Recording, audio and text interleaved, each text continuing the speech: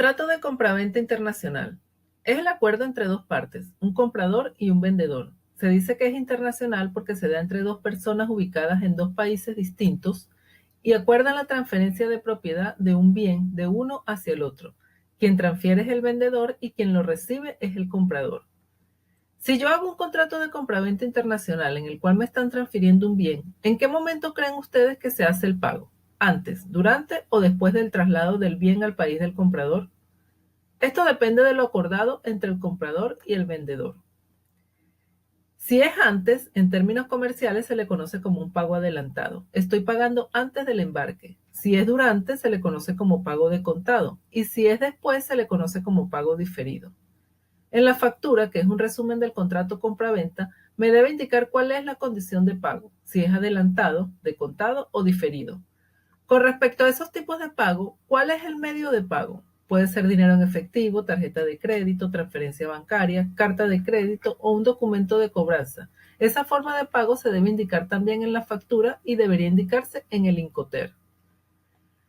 Hablemos ahora del Incoterm. Aquí tenemos un cuadrito que nos resume los tipos de Incoterm. Recordemos que los Incoterm son condiciones de términos comerciales entre el exportador, que es el vendedor internacional, y el importador, que es el comprador.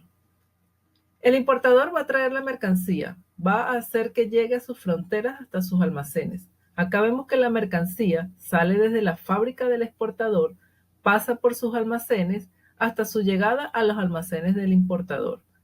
Y se da un conjunto de situaciones que son las que se mencionan más abajo.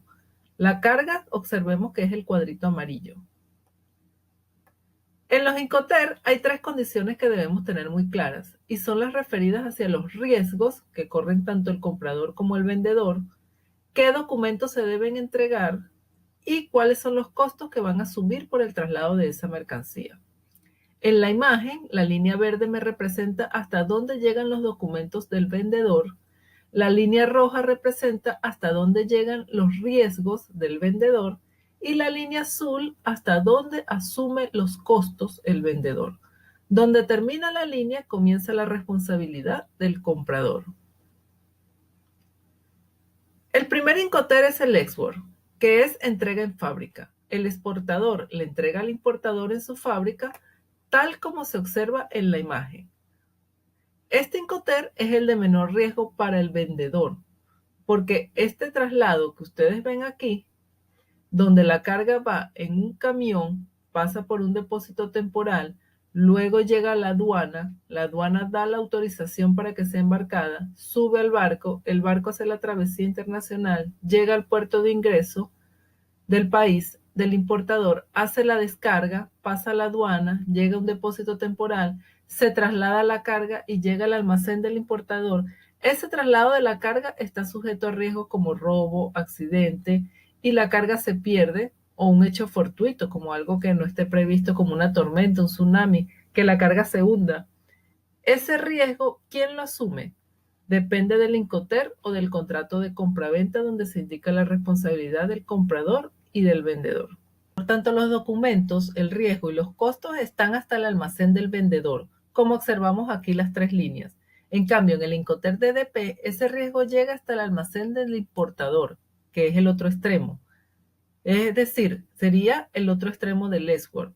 Del export al DDP hay una gran diferencia. ¿Quién se beneficia con el export? El vendedor, porque su riesgo es menor, y si el riesgo es menor, los costos también son menores. En cambio, si yo voy a asumir todo el riesgo hasta llegar al almacén del importador, el riesgo es mayor y los costos son mayores.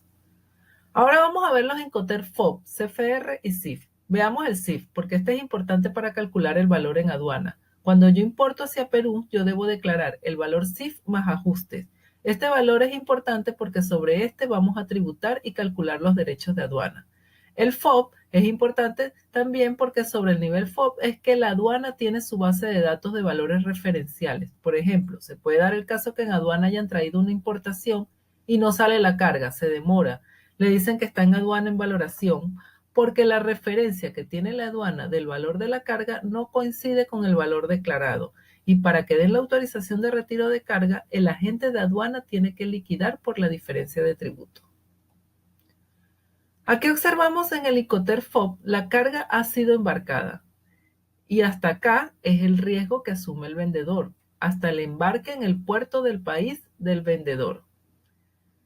¿Qué pasaría si esta grúa, que es la grúa pórtico, por una mala maniobra deja caer la carga?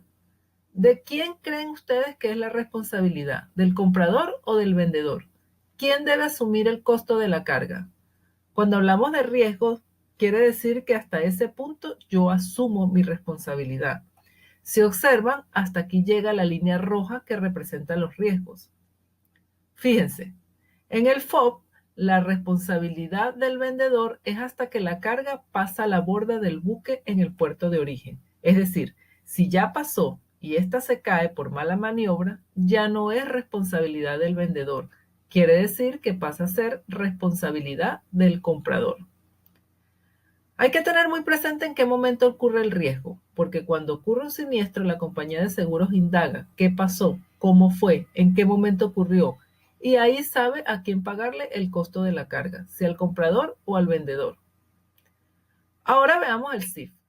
En este, el riesgo termina al igual que el FOB cuando la carga pasa a la borda del buque en el puerto de origen, y los costos del flete los asume el vendedor hasta la llegada del buque hasta el puerto del país del importador, tal como se observa en la línea azul.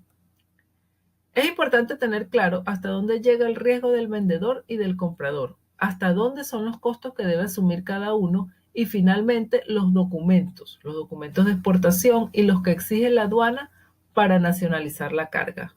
Vamos a ver ahora la factura en detalle. Factura comercial. Para la aplicación de este método de valoración debe tenerse en cuenta que el precio expresado en la factura comercial debe corresponder realmente al precio pagado o por pagar directamente al vendedor. Estar contenida en documento original sin borrones, enmendaduras o muestra de alguna alteración. Puede ser traducida al español cuando la autoridad aduanera lo solicite. Contener la numeración asignada por el proveedor extranjero. Consignar el lugar y fecha de expedición. Consignar el nombre y o razón social y domicilio del vendedor y del comprador. Contener la cantidad, con indicación de la unidad de medida utilizada. Contener la denominación y descripción de las características principales de la mercancía. Consignar el precio unitario y total, con la indicación del Incoterm pactado. Consignar el origen de la mercancía, su moneda de transacción correspondiente. Contener la forma y condiciones de pago y cualquier otra circunstancia que incida en el precio pagado o por pagarse, como descuentos, comisiones, intereses, etc. Cuando la facturación se realiza por código, el importador debe aportar catálogos con la decodificación correspondiente. La factura comercial describe mercancías, indica precios, condiciones de pago y moneda de transacción. La moneda de transacción es muy importante porque si yo no la coloco, yo puedo traer mercancía de China, la India, Corea, Europa, Estados Unidos, de donde sea, y cada país tiene distintas monedas. La aduana exige que la moneda que se declare sea en dólares americanos y si está en otra moneda, hacen una conversión, ya que el valor de la mercancía internacionalmente se cotiza en dólares. Entonces la aduana tiene su base de datos en función del costo de la mercancía internacionalmente. Los tributos sí se pagan en soles al tipo de cambio. Contenido de la factura comercial: nombre y dirección completa del exportador, información de localización, número, lugar y fecha de emisión, consignatario, información completa, datos del transportista o quien recepcionará la mercadería, contenido de la factura comercial, cualquier referencia es contenido de la factura comercial, cantidad, descripción de producto. Condiciones de la transacción. Circunstancias de una transacción por la que se produce el ingreso o salida de una mercancía del país. Comprende los siguientes datos. Identificación del importador, exportador o dueño consignatario de la mercancía. El consignatario de un documento de embarque es el dueño de la mercancía internacionalmente, no quien la compra o quien la vende, sino quien aparece como consignatario. Puede ser un banco, porque el banco interviene como un elemento que da la veracidad con respecto al pago y hace las veces del dueño de la mercancía hasta que se produce el pago de la misma. Nivel comercial del importador. El nivel comercial del importador es un dato importante para la aduana porque influye en el precio. Mientras más capacidad de venta hay, el precio baja. Si la capacidad es mínima, el precio aumenta y esto influye en el margen de utilidad. Identificación del proveedor o destinatario.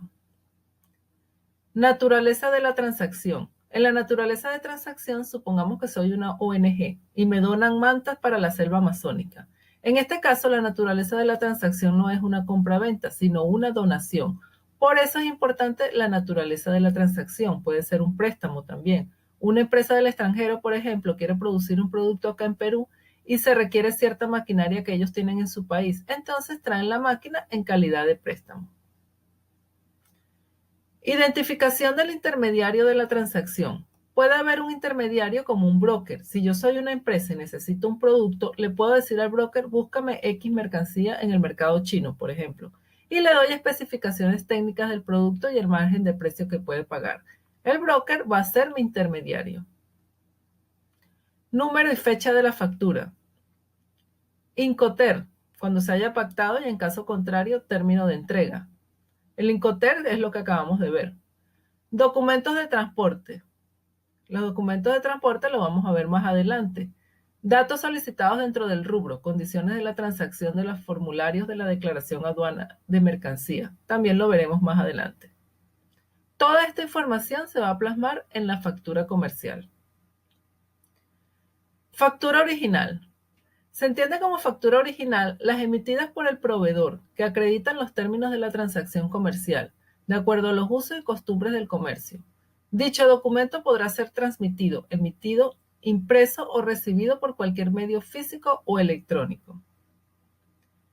Reglamento de la Ley General de Aduana. Los documentos que se utilizan en los regímenes aduaneros son: para la importación para el consumo, tenemos declaración aduanera de mercancía, documento de transporte, factura, documento equivalente a contrato según corresponda, o declaración jurada en los casos que determine la administración aduanera, y documentos de seguro de transporte de la mercancía cuando corresponda. Respecto a la declaración jurada, da fe ante un trámite y permite importar. La factura se puede sustituir por la declaración jurada, pero bajo determinadas circunstancias. De hecho, hay un informe del año pasado de la SUNAT donde se aclaró este tema. En este informe indica que la declaración jurada del valor es aceptado por la aduana, SUNAT, en los casos que la numeración de la declaración simplificada de importación lo realice el importador, dueño o consignatario. Solo está permitido cuando la mercancía no tenga carácter comercial. Cuando el documento que sustente no contenga la información mínima exigida, esta podrá ser complementada vía declaración jurada. La condición indicada, casos debidamente justificados para el uso de declaración jurada, es para los supuestos que se carezca de la factura, ticket de pago, boleta de venta u otro documento equivalente del proveedor, teniendo que exigirse mayor justificación. El inciso, artículo 98 de la Ley General de Aduanas, solo regula el caso de mercancías sin fines comerciales, que no superan los $1.000, lo que no supone que las que superen ese monto no pueden tener ese carácter. Cuestión que dependerá de la cantidad, tipo y fin y característica de la mercancía que se presenta en despacho. Por ejemplo, yo puedo traer obsequios para la familia bajo una declaración jurada, pero supongamos que mi familia es numerosa y quiero traer de obsequio para todas las mujeres perfume Chanel número 5. Entonces traigo 2 docenas. La aduana me va a decir, oye, tú estás trayendo 2 docenas de Chanel número 5. Ya esto tiene un carácter comercial, no es un obsequio. Obsequio es 1 o 2. El monto máximo es hasta $1.000. El resto tienes que importarlo. Ah, pero yo no tengo factura. Entonces, en ese caso, se usa la declaración jurada. Veamos la siguiente factura para ver los conceptos que hemos visto hasta ahora. La factura debe ir identificada. Se debe indicar el documento. En este caso, es una factura. Debe tener una numeración, la fecha de emisión de la factura. Además, se debe indicar el vendedor, la dirección, los datos del proveedor, quién es el comprador, condiciones de pago. Aquí dice que es una factura a 90 días, lo que significa que es un pago diferido. La moneda, en este caso indica que está emitida en dólares americanos, tal como lo explicaba hace un momento. También debe tener el listado de las mercancías sujetas a la venta internacional, con cantidades y unidades comerciales. Veamos el primer ítem. Podemos ver la descripción, unidades, cantidad, precio unitario y el total, y así cada uno de los ítems.